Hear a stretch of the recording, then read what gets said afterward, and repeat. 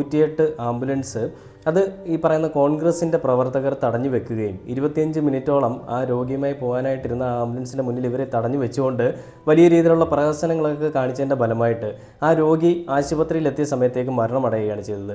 അദ്ദേഹം ആത്മഹത്യയ്ക്ക് ശ്രമിച്ച് അദ്ദേഹത്തിനെ ആശുപത്രിയിലേക്ക് എത്തിച്ചു. ആശുപത്രിയിൽ എത്തിച്ചതിന് ശേഷം അവിടുന്ന് മെഡിക്കൽ കോളേജിലേക്ക് മാറ്റാനായിട്ട് ആംബുലൻസിൽ കയറ്റി കൊണ്ടുപോകുന്ന സമയത്താണ് ഈ പറയുന്ന കോൺഗ്രസിൻ്റെ ചില ആളുകൾ വന്നിട്ട് ഈ ആംബുലൻസ് തടഞ്ഞത്. ചില ആളുകളെന്ന് പറഞ്ഞാൽ ശുദ്ധമായ തന്തയില്ലായ്മ കാണിക്കുന്ന, തന്തയ്ക്ക് പറക്കാത്ത ആളുകളെന്ന് വേണമെങ്കിൽ പറയാം.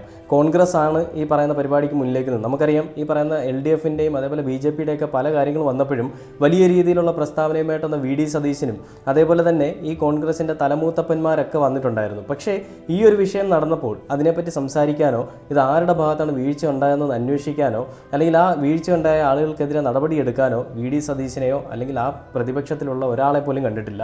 എന്തുകൊണ്ടാണ് കാണാത്തത്? കാരണം അവരുടെ കൂട്ടത്തിലുള്ള